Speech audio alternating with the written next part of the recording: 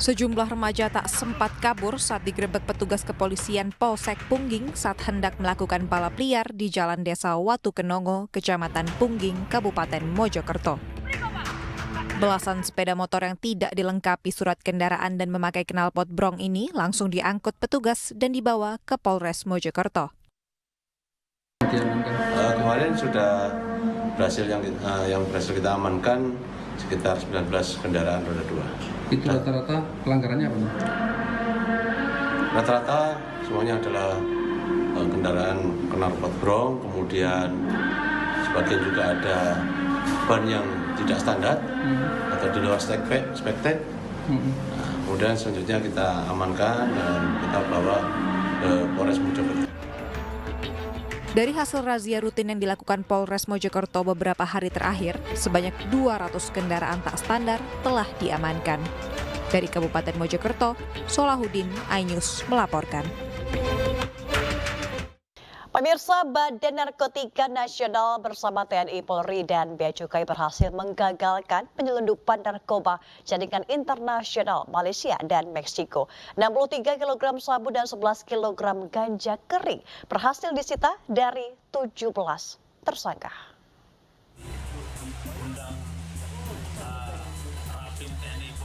Puluhan kilogram narkoba jenis sabu dan belasan kilogram ganja kering siap edar dimusnahkan Badan Narkotika Nasional atau BNN di halaman kantor pusat BNN Jakarta Timur. 17 tersangka dari Malaysia dan Meksiko berhasil ditangkap, sedangkan beberapa lainnya masih dalam pengejaran. Anggota TNI menggunakan taktik patroli, penyergapan, dan teknologi drone untuk menangkap sejumlah tersangka di Kalimantan, termasuk beberapa tersangka yang melarikan diri ke Malaysia.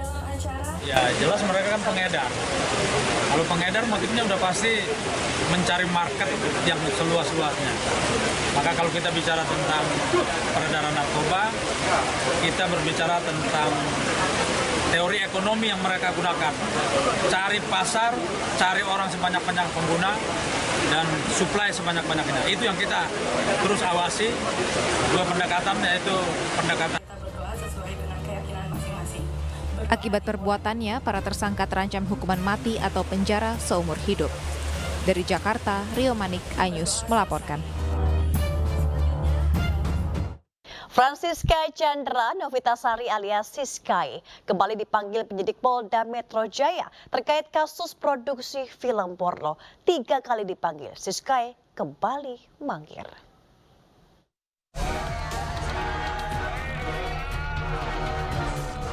Francisca Chandra Novitasari alias Siskai kembali dipanggil penyidik Polda Metro Jaya dan telah ditetapkan sebagai tersangka terlibat dalam kasus produksi film porno.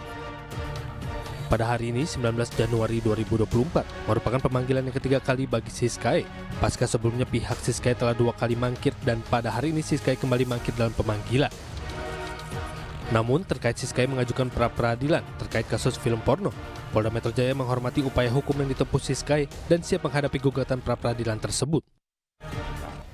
Sudah kami konfirmasi kepada penyidiknya, betul telah dilakukan atau dikirim surat panggilan kedua terhadap tersangka saudari S yang akan diperiksa terjadwal hari ini, pagi ini. Sampai dengan saat ini penyidik masih menunggu.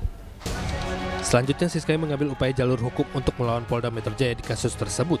Siskai mengajukan gugatan pra-peradilan atas penetapan tersangka atas kasus film porno. Dari Jakarta, Anissa Septiarani, Ahmad Putra, iNews melaporkan. Pemirsa, Firly Bahuri diperiksa selama 3 jam di Bareskrim Polri. Mantan pimpinan KPK tersebut diperiksa terkait kasus dugaan pemerasan Syahrul Yassin Limpo, mantan Menteri Pertanian.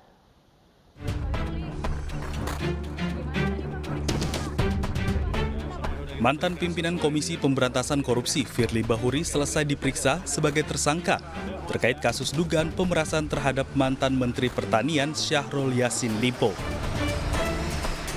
Firly Bahuri diperiksa selama 3 jam di lantai 6 ruang Direktorat Tindak Pidana Korupsi Bareskrim Polri. Firly keluar dari gedung Bareskrim Polri melalui pintu Sekretariat Umum Bareskrim Polri pada pukul 12:10 waktu Indonesia Barat. Firly mengaku dirinya siap mengikuti proses selanjutnya. Mana tadi Pak pemeriksaannya Pak? Ya, semua sudah kita berikan sesuai dengan permintaan penyidik ya. Oke, kita ikuti aja selanjutnya. Yuk, makasih ya. Sebelumnya, Polda Metro Jaya telah menetapkan Firly Bahuri sebagai tersangka terkait kasus dugaan pemerasan terhadap mantan Menteri Pertanian Syahrul Yassin Limpo. Firly diduga melanggar pasal 12E dan atau pasal 12B dan pasal 11 Undang-Undang Tindak Pidana Korupsi Junto pasal 65 KUHP dengan ancaman maksimal hukuman penjara seumur hidup. Dari Jakarta, Rizky Falufi, iNews melaporkan.